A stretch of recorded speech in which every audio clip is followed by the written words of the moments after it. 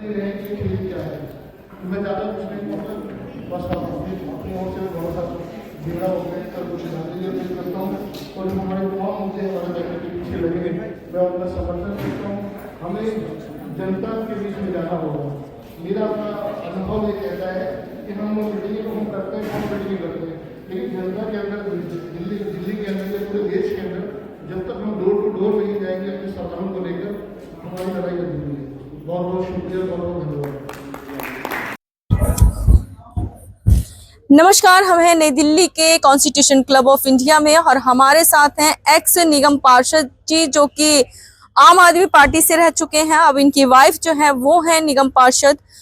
Sir, आज जो यहाँ पर प्रोग्राम किया जा रहा है बहुसंख्यकों के न्याय एवं वाजिब हिस्सेदारी को लेकर के, क्या कुछ कहना चाहेंगे? तमाम जो है यहाँ पर गेस्ट आए, उन्होंने अपने जो है विचार लोगों के समक्ष रखे, कई वादे भी करके गए हैं कुछ नेता। जी जी, सबसे पहले तो मैं बाबा साहब भीमराव अंबेडकर के चरणों में नमन करते हुए अपनी बात को शुरू करूंगा। बाबा साहब भीमराव अंबेडकर का 6 दिसंबर को परिनिर्वाण दिवस है। पूरा देश आज बाबा साहब की बरसी मना रहा है। लगातार प्रोग्राम चल रहे हैं, कभी रामलीला मैदान के अंदर, कभी कॉन्स्टिट्यूशन क्लब में, कभी पूरे देश के अंदर कार्यक्रम चल रहे हैं। दलित संविधान दिवस भी जी, संविधान दिवस अभी 26 नवंबर को संविधान दिवस भी गया है। और मैं यही कहूंगा कि सबसे बड़ी लड़ाई जो है आज की तारीख में संविधान बचाने की है, मजदूरों को अपने उनके अधिकार दिलाने की है। जो अपने SC OBC लोग हैं उनके अधिकारों की को लेकर ये लड़ाई चल रही है, क्योंकि आज देश के अंदर जो फिरका परस्त ताकतें बैठी हैं वो लोग नहीं चाहते कि माइनॉरिटीज को उनके अधिकार मिले, SC OBC को उनके अधिकार मिले, वो नहीं चाहते। आज जो सरकार चल रही है वो अडानी और अंबानी के लिए काम कर रही है। आज मोदी सरकार ने रिजर्वेशन खत्म कर दिया है। आज दिल्ली यूनिवर्सिटियों के अंदर कहीं कोई रिजर्वेशन के नाम पर कोई सीट नहीं भरी जाती है। पूरे हिंदुस्तान के अंदर आरक्षण का एक तरीके से विरोध है। मोदी सरकार के रहते हुए कोई सीट जो है आरक्षण के नाम पर नहीं भरी जा रही है। और इसके अलावा जो निजीकरण है, जो बहुत बड़ा एजेंडा है हमारे यहाँ आज कि निजीकरण के अंदर जो ठेकेदारी प्रथा चल रही है वो भी एक तरीके से गरीब लोगों का शोषण कर रही है, SC समाज का शोषण कर रही है, हर वर्ग का शोषण कर रही है। क्योंकि ठेकेदारी प्रथा के अंदर कर्मचारियों को न्याय नहीं मिलता, कर्मचारियों को पूरी तनख्वाह नहीं मिलती। तो मिनिमम वेजेस पर साइन कराया जाता है लेकिन वो मिनिमम वेजेस उनको मिलता नहीं है। तो एक तरीके से निजीकरण ने तो वैसे ही नौकरियां खाली थी हमारी, अब निजीकरण के अंदर जो भी कुछ मिल रहा है वो भी नहीं मिल पा रहा है। जो उनका अधिकार है, जो मिनिमम वेजेस है वो भी नहीं मिल पा रहा है। तो ठेकेदारी प्रथा इस देश के अंदर खत्म होनी चाहिए, ये एक बहुत बड़ा सवाल है। और जनगणना का बहुत बड़ा सवाल है। जनगणना के रहते हुए आज देखिए पूरे देश के अंदर आज जो है मोदी सरकार है वो चाहती नहीं कि भाई ये जो दबे कुचले हैं उनकी गिनती हो। एक तरफ कहा जाता है जिसकी जितनी संख्या भारी उसकी इतनी हिस्सेदारी, तो जनगणना कराने में क्या दिक्कत है? सवाल यही है कि जनगणना से हम लोग यही चाहते हैं कि जिसकी जितनी संख्या भारी उसकी उतनी हिस्सेदारी होनी चाहिए। आज चंद 10-15% लोग हैं पूरे देश पे राज कर रहे हैं, पूरे मीडिया पे राज कर रहे हैं, जुडिशरी पर उनका कब्जा है, एडमिनिस्ट्रेशन पे उनका कब्जा है, हर क्षेत्र में उनका कब्जा है। चाहे वो राजनीतिक क्षेत्र हो, चाहे राजनीतिक पार्टियां हो, हर क्षेत्र में उनका कब्जा है। आज जो दलितों और मुस्लिमों के वोट से ये सरकारें चल रही हैं, लेकिन जो दलित और मुस्लिम लोग हैं वो जागरूक नहीं है। मुस्लिम लोग तो मैं समझता हूँ जागरूक हैं, वो अपने दुश्मन को उनको पता है कि हमारा दुश्मन कौन है, उसको वोट नहीं देते हैं। लेकिन दलित और OBC जो है वो बड़ा गुमराह है। वो हिंदुत्व का जो हथियार जिसको मोदी सरकार चला रही है उसके नशे में वो जो लोग बह जाते हैं। तो हिंदुत्व तो एक तरीके से एक संविधान के ऊपर करारा तमाचा है और इस डेमोक्रेसी के ऊपर बहुत बड़ा तमाचा है। ये देश तो सभी का है, हिंदू का है, मुस्लिम का है, सिख का है, ईसाई का है, सभी धर्मों का देश है। और जो लोग हिंदुत्व को राष्ट्रीय एजेंडा उन्होंने बना रखा है, राष्ट्रीय क्या कहते हैं इसको, एक राष्ट्रवाद का रूप दे रखा है हिंदुत्व को। तो राष्ट्रवाद ये नहीं है, राष्ट्रवाद तो हिंदू मुस्लिम सिख ईसाई सभी का भारत है। तो ये जो हिंदुत्व का नारा है, अभी हम बात करें, दिल्ली में चुनाव आने वाले हैं, फरवरी में जो है चुनाव होंगे दिल्ली के। क्या लगता है जिस तरीके से चीजें विपक्ष, हमें कहना चाहूंगी, जिस तरीके से वो लेकर आ रहा है सामने, कह रहा है कि ठेके खुलवा दिए गए हैं, युवा जो है नशे की लत में जा रहा है, बहुत सारी चीजें हैं सर, प्रदूषण है। देखिए प्रदूषण का एक अपना सवाल है। बेशक आज प्रदूषण देश के अंदर है, और देश में ऐसा नहीं कि दिल्ली के अंदर ही प्रदूषण है, और दिल्ली का जो पोल्यूशन है ये भी दिल्ली का अपना नहीं है, ये भी बाहर से आता है। लोग किसानों को कहते हैं कि किसान जब अपनी पराली जलाते हैं तो उसकी वजह से ये पोल्यूशन हो गया है। तो ये तमाम जो पोल्यूशन का सवाल है। अब जो शराब का आपने सवाल उठाया है, एक शराब वाले कांड के अंदर भी आम आदमी पार्टी के बड़े बड़े लोग जेल में जा चुके हैं, हालांकि कुछ निकला नहीं है उसके अंदर। जो शराब घोटाला है उसके अंदर आज तक कुछ निकला नहीं है, लेकिन उसके अंदर क्योंकि एक षड्यंत्र भी है, एक षड्यंत्र भी है। मैं तो यही कहूंगा, क्योंकि मैं आम आदमी पार्टी से जुड़ा हुआ आदमी हूँ, और वो एक षड्यंत्र था आम आदमी पार्टी को बदनाम करने के लिए, वो आम आदमी पार्टी को खत्म करने के लिए एक षड्यंत्र था। ये भी कहा जाता है कि सर आयुष्मान योजना के तहत जो बुजुर्ग लोग हैं जो 70 से ऊपर हैं उनको 5 लाख का जो है स्वास्थ्य बीमा योजना के तहत दिया गया, लेकिन दिल्ली में केजरीवाल जी ने उसको लागू नहीं होने दिया। क्या यहाँ ये चीज सत्य है सर? देखिए, दिल्ली के अंदर तो सभी जो हमारे हॉस्पिटल्स हैं दिल्ली सरकार के, उसके अंदर किसी आयुष्मान कार्ड की जरूरत नहीं होती है। वहाँ पे फ्री इलाज है, जितना भी होता है तकरीबन 100% वहाँ पर जो है फ्री इलाज होता है। कहीं कुछ पैसा जरूर लिया जाता है, लेकिन ज्यादातर वो फ्री इलाज 5 लाख तक का है ना, उसकी फ्री होगा सब।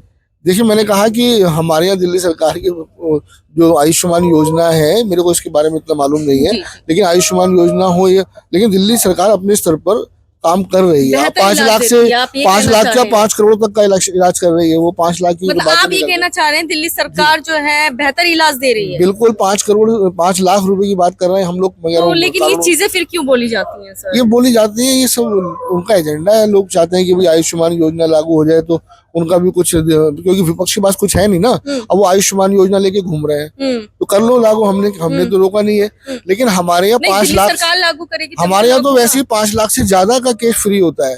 लोग हार्ट सर्जरी करा रहे हैं लोग, और तमाम तरह के जो लोग लाभ उठा रहे हैं, कोई पैसा नहीं लिया जाता, और 5 लाख से ज्यादा के सुविधाएं दी जाती हैं। मैं आपको यही कहना चाहता हूँ। और एक ईवीएम का सवाल बहुत बड़ा सवाल है। ईवीएम का सवाल जो इस प्रोग्राम का मुख्य एजेंडा बनकर आया है, क्योंकि ईवीएम जो है एक डेमोक्रेसी की हत्या, एक संविधान की हत्या है।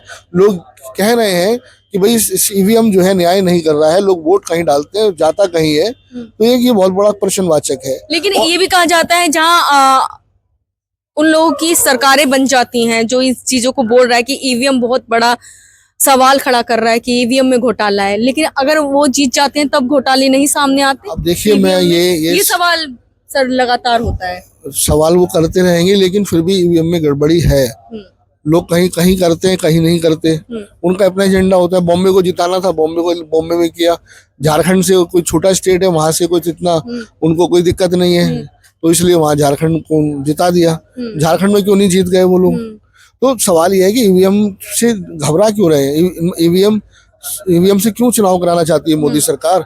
बैलेट पेपर पे क्यों नहीं कराना चाहती है? अब देखिए, जापान ने ये ईवीएम को इजाद किया था, लेकिन आज जापान तो नहीं करा रहा। अभी अमेरिका में चुनाव हुए, बैलेट पेपर से हुए। तो ईवीएम के ऊपर कहीं ना कहीं प्रश्नवाचक है, और इनको कहते हैं ना, चोर की दाढ़ी में तिनका।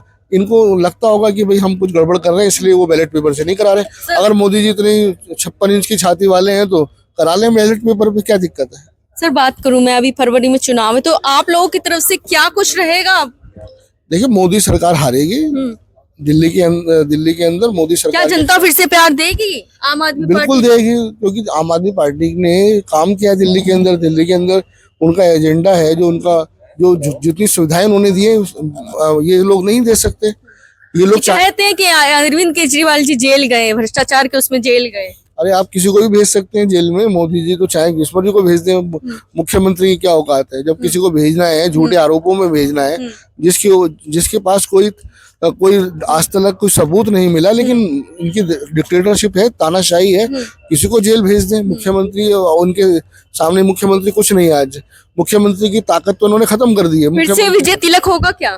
बिल्कुल होने जा रहा है, इसके अंदर कोई दो राह नहीं है कि दोबारा से आम आदमी पार्टी की सरकार बनेगी। लोगों ने दिल्ली की जनता ने उनके कामों को देखा है, सराहा है।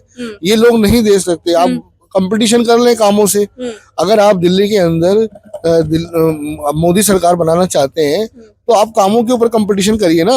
आप क्यों बार बार कोई मस्जिद के नीचे मंदिर ढूंढ रहे हैं? इनका तो एजेंडा ये है। और तो विकास के नाम पे तो कभी वोट लिया नहीं इन्होंने। इन्होंने तो राम मंदिर के नाम पे, हिंदुत्व के नाम पर वोट ले रहे हैं। अगर इतनी ताकत है, विकास के नाम पे वोट लेके दिखाए ना। मतलब अब ये दिल्ली की जनता फिर से बाबरी मस्जिद का एजेंडा खत्म हुआ तो अब ये संभल का आ गया है, कभी वो अजमेर शरीफ का ले आते हैं, कभी ताजमहल के नीचे। पूरे हिंदुस्तान को खुदवाना चाहते हैं ये लोग। तो कहने आप साफ दिखाई दे रहा है पूरे देश के अंदर कि भाई ये लोग चाहते क्या है। इनका हिंदुत्व के अलावा इनके पास कोई मुद्दा नहीं है। हिंदुत्व की सरकार तो है ही, हिंदुओं की सरकार तो है, सब कुछ हिंदुओं का ही तो है। मतलब आम आदमी पार्टी, अब आप ये कहना चाहते हैं बहुमत से जीतेगी? जीत रही है मैडम, इसमें कोई शक नहीं है। अब जो काम पेंडिंग रह गए थे वो भी होंगे? बिल्कुल होंगे, इसमें क्या शक है। तो जनता से कुछ कहना चाहेंगे लास्ट में? मैं तो दिल्ली की जनता से अपील कर रहा हूँ कि आप आम आदमी पार्टी को बहुमत से जिताएं, क्योंकि आम आदमी पार्टी ही गरीबों की पार्टी है, जो गरीब का ख्याल रखती है, जिसने गरीबों के सवालों को हल किया है और कामों को देखा है ना। 10 साल से देख रहे हैं, बिजली के अंदर भी आज तक रेट नहीं बढ़ने दिए। अगर यही सरकार किसी और पार्टी की होती तो जो बिजली के रेट हैं वो आज कम से कम 4 गुना हो गए होते। आदमी बिजली और पानी का बिल नहीं दे सकता। अगर जिस दिन आम आदमी पार्टी की सरकार जाएगी ना, ये बिजली और पानी के बिल नहीं दे सकते दिल्ली के लोग। आधी जनता गरीबी रेखा के नीचे रहती है। मतलब आपका पूरा विश्वास है कि फिर से आप अपनी सरकार बना रहे हैं, आम आदमी पार्टी की आप लोग सरकार बना रहे हैं? अगर ईवीएम का कोई झगड़ा नहीं रहा तो सरकार तो हमारी बनेगी। तो देखिए, इनका साफ तौर पे कहना है कि अब की बार भी जो है आम आदमी पार्टी की ही, इनके अनुसार कहना है कि काम के नाम पर जो है उन्हें वोट मिलेंगे। तो ये थे हमारे साथ राकेश कुमार जी, जो कि पूर्व में निगम पार्षद रह चुके हैं। तो इसी के साथ आप लोग हमारी खबरों को देखते हैं। देखिए, हमारे साथ जो है आम आदमी पार्टी से चांदनी चौक से जो है जिला अध्यक्ष जी, जो है ओबीसी मोर्चा के जिला अध्यक्ष जी जुड़ चुके हैं। सर, आपका नाम जानना चाहूंगी। मेरा नाम रामनारायण कश्यप है। मैं चांदनी चौक आम आदमी पार्टी का ओबीसी विंग का अध्यक्ष हूँ। क्या कुछ कहना चाहेंगे? ओबीसी की संख्या इतनी ज्यादा है, लेकिन जिसकी जितनी संख्या बारी उसकी उतनी हिस्सेदारी क्या मिल पा रही है? यहाँ 85% और 15% की लड़ाई है। 15% 85% पर राज कर रहे हैं और 15% में भी 3% वाले राज कर रहे हैं 85% के ऊपर, 97% के ऊपर। उदाहरण के तौर पर दिल्ली के अंदर जितने भी आम आदमी पार्टी के अलावा दूसरी पार्टियों में जितने भी हैं, ब्राह्मणवाद का वहाँ सबसे ज्यादा वोट मकल जाल है। तो क्या आपकी बार पूरे 70 की 70 सीटें जीतने वाले हैं आप लोग? देखिए, जनता ने 3 बार हमें जिताया, 2 बार हमें जिता, तीसरी बार आम आदमी पार्टी को पूरी विजय तिलक हमारा होगा और हमारी पार्टी दिल्ली में पूर्ण बहुमत का और प्रचंड बहुमत से, जैसे 67 में मिले थे हमें, उसी में हमें मिलने की चांस पूरी उम्मीद है। Thank you sir.